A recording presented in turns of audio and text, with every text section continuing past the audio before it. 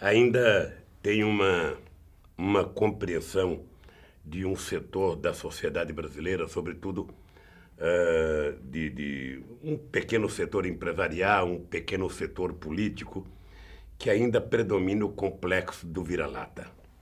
O que é o complexo do vira-lata? É a pessoa que nunca acredita em você mesmo, é a pessoa que nunca acredita em si, é a pessoa que está sempre achando que os outros são melhor do que a gente. No caso da política externa, são pessoas que acham que tudo tem que ser feito com os Estados Unidos e com a Europa.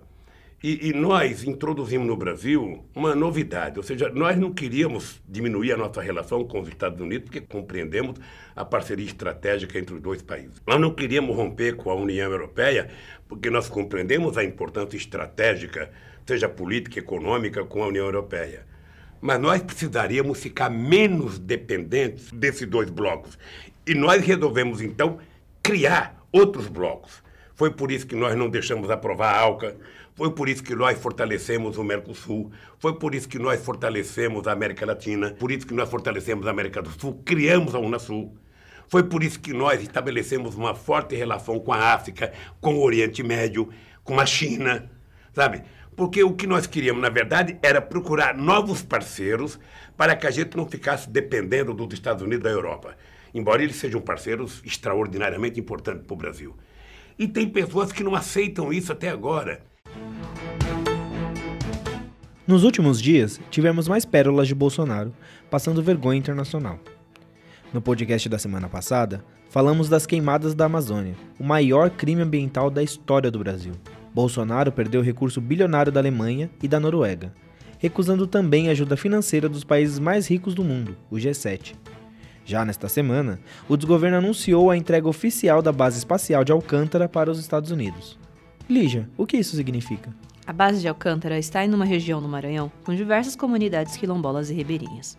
A localização, que fica no Nordeste brasileiro e em frente à África Ocidental, é ideal para a estratégia mundial e para as operações político-militares dos Estados Unidos, na América do Sul e na África.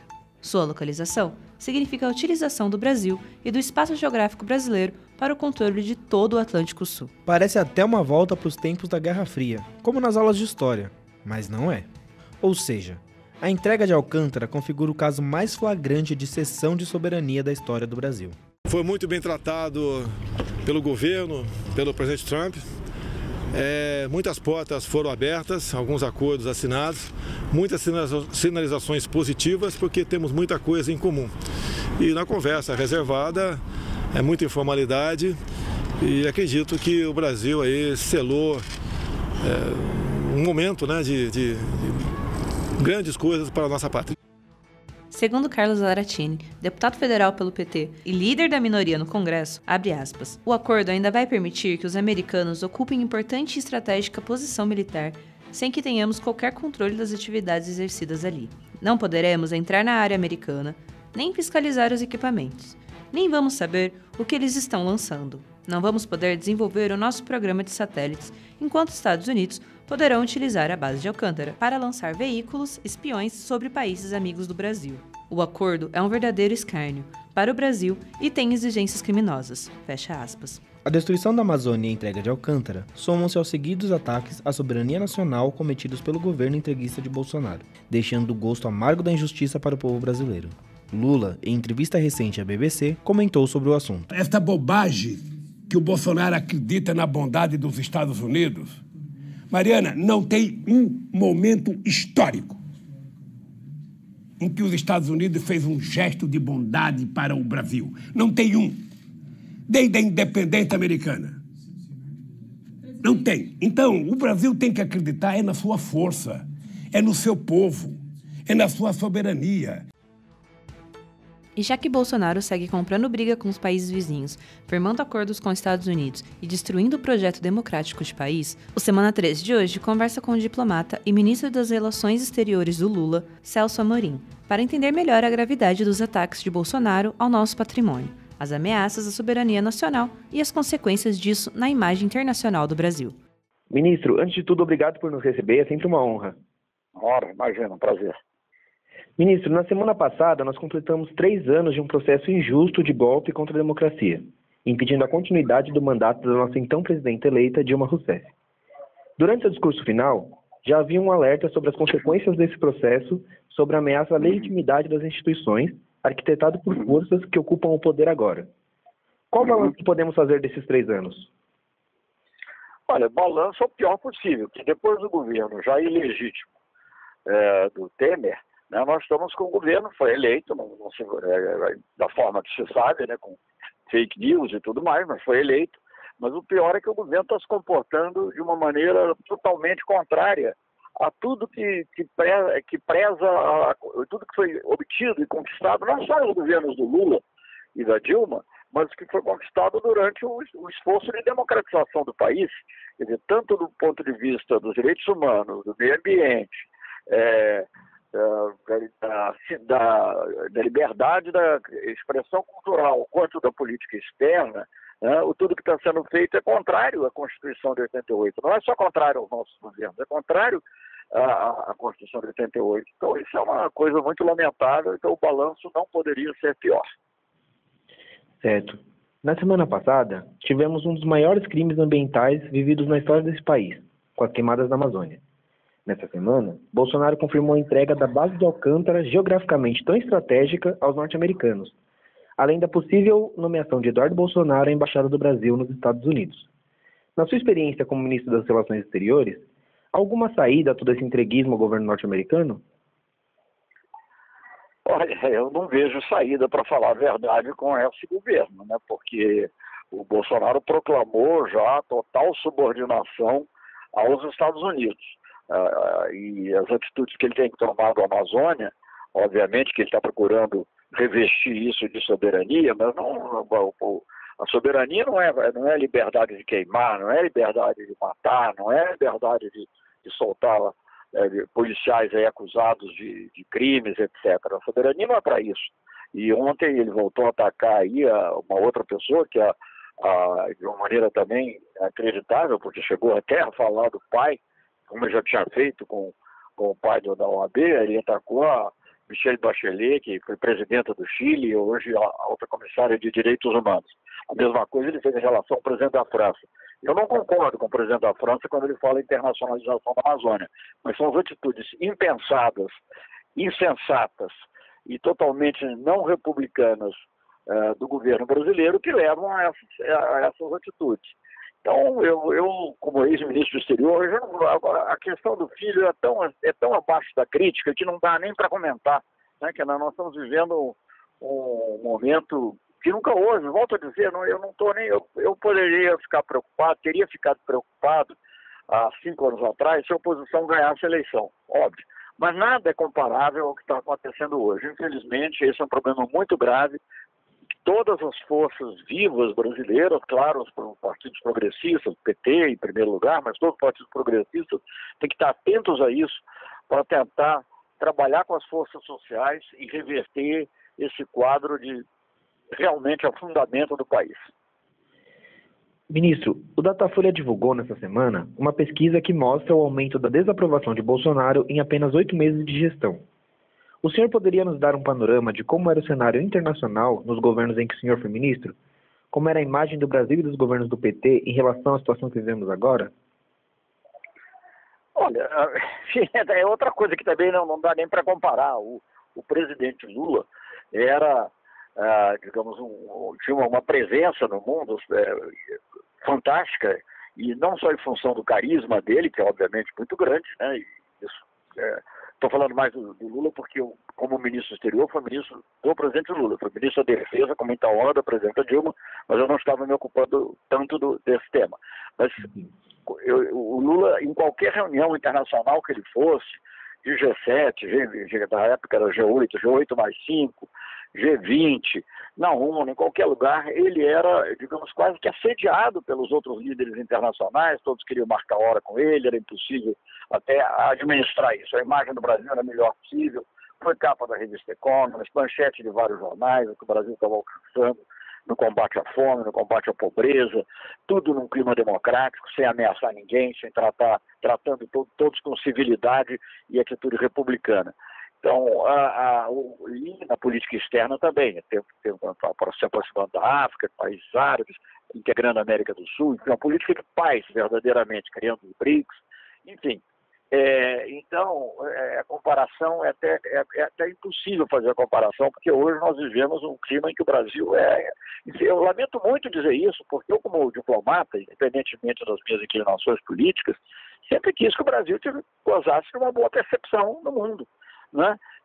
E eu nunca vi algo como ocorre hoje, nunca vi o Brasil ser tão objeto, varia entre a chacota, a surpresa, a perplexidade e, em certos casos, até sentimentos mais fortes, como esse, por exemplo, que foi despertado depois do ataque feito pelo presidente Bolsonaro à alta comissária de direitos humanos, colocando, inclusive, as circunstâncias da morte do pai dela, né? Então, que era o general chileno. Então, acho que tudo isso, até o presidente chileno, que é um homem conservador, de direita, ele não esconde isso, ele ficou chocado. Então, nós estamos vivendo um momento que não...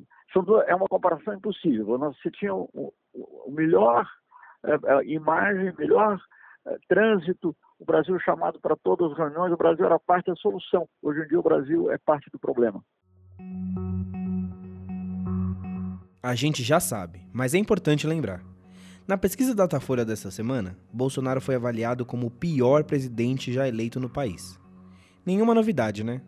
Mas a boa notícia é, se a eleição fosse hoje, Haddad ganharia a corrida presidencial. A pesquisa escancara o arrependimento de quem trocou o professor e ministro de Educação de Lula pelo ex-militar expulso do Exército. A presidenta nacional do PT, Gleisi Hoffmann, falou sobre a rejeição de Bolsonaro. Vamos ouvir? Olha, acho que a pesquisa é consequência do governo que ele faz. Um governo de destruição do Brasil, destruição dos direitos sociais, destruição da economia, de um projeto econômico para o país que resolva a crise do povo, destruição de valores e de ataques constantes. O povo não é bobo. E não é à toa que em 8 meses de governo, o índice de rejeição é tão grande. Mas seguimos na resistência e continuaremos defendendo os interesses do povo brasileiro. Nesta quarta, dia 4, Dilma, Haddad e lideranças de vários partidos participaram do lançamento da Frente Parlamentar em Defesa da Soberania Nacional em Brasília. Temas como desenvolvimento econômico, privatização de bancos públicos, reforma da Previdência, pautas ambientais envolvendo a Amazônia, mineração, água, ciência, tecnologia e educação são o foco dessa frente de resistência às atrocidades de Bolsonaro.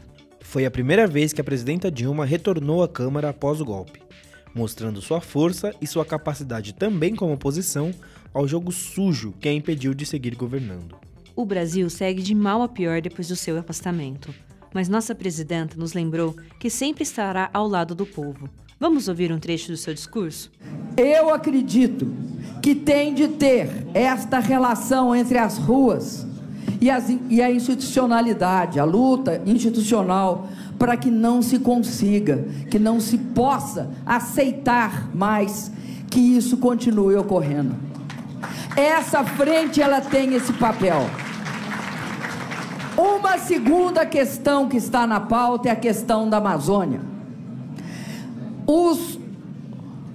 O Fundo da Amazônia não foi um presente para o governo brasileiro e para o Brasil. O Fundo da Amazônia foi a contrapartida para uma política ambiental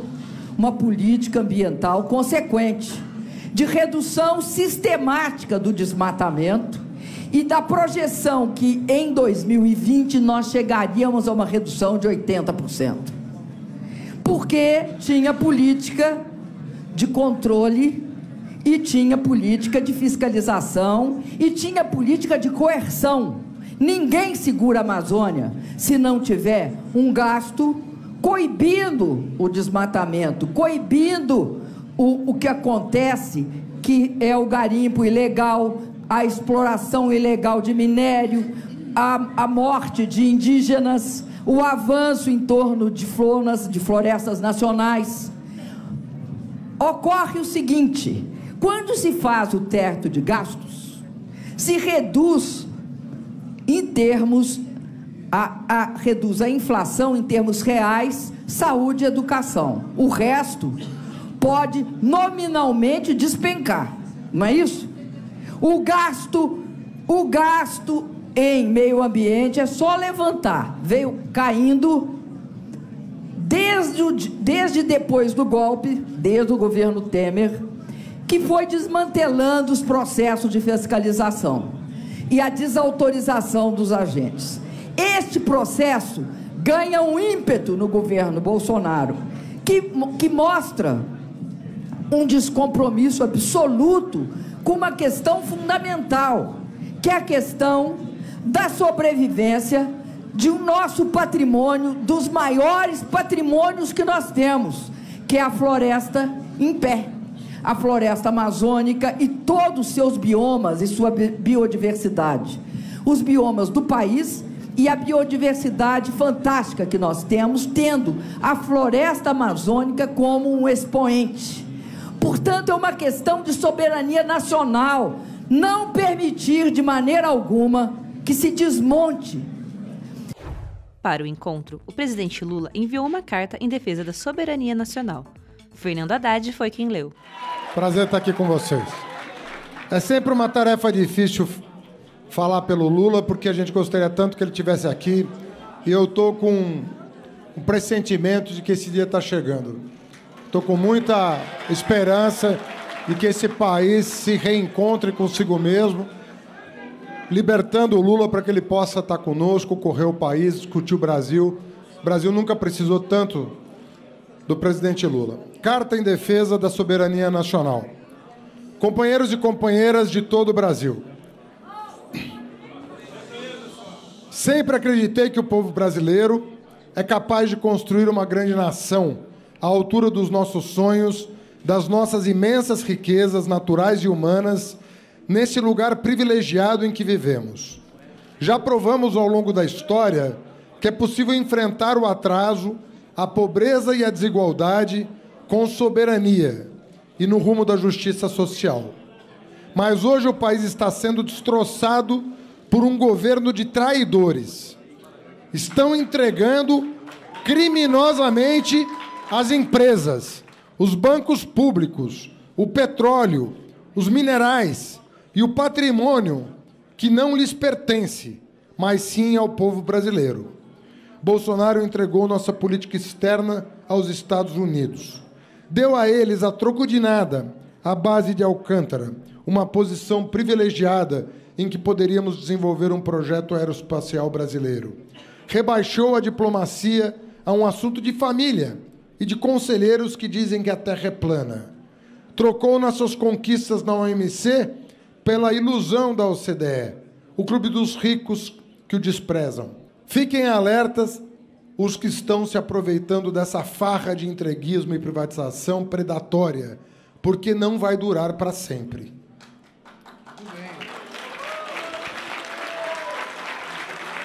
O povo brasileiro há de encontrar os meios de recuperar aquilo que lhe pertence e saberá cobrar os crimes do que estão traindo, entregando e destruindo o país.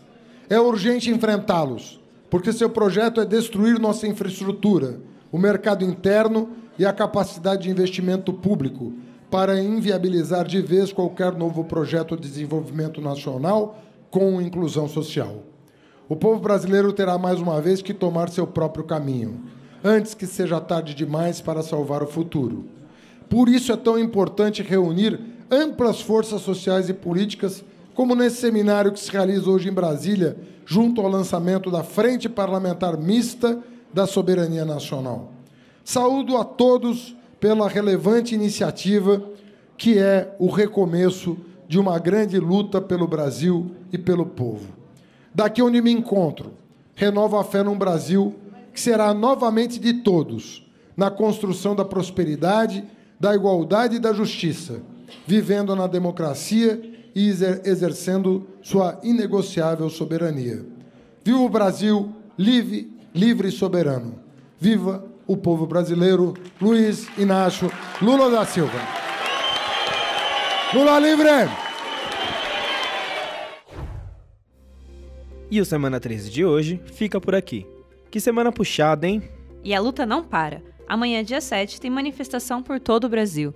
Lembrando, galera, vamos de preto e uma bandeira do Brasil para acompanhar. E nesse domingo acontece também a etapa municipal do 7º Congresso Nacional do PT. Petistas, não deixem de votar e ajudar a construir um partido cada dia mais forte. É isso aí, pessoal. Confira todos os detalhes nas nossas redes e no site oficial do PT, www.setecongressodopt.com.br. Muita luta e muita resistência pela frente. Lígia, muito obrigado por mais uma semana. Muito obrigado a você, Iago. Seguimos juntos e juntos e o Semana 13 estará de volta na próxima sexta-feira. Até lá, Lula livre!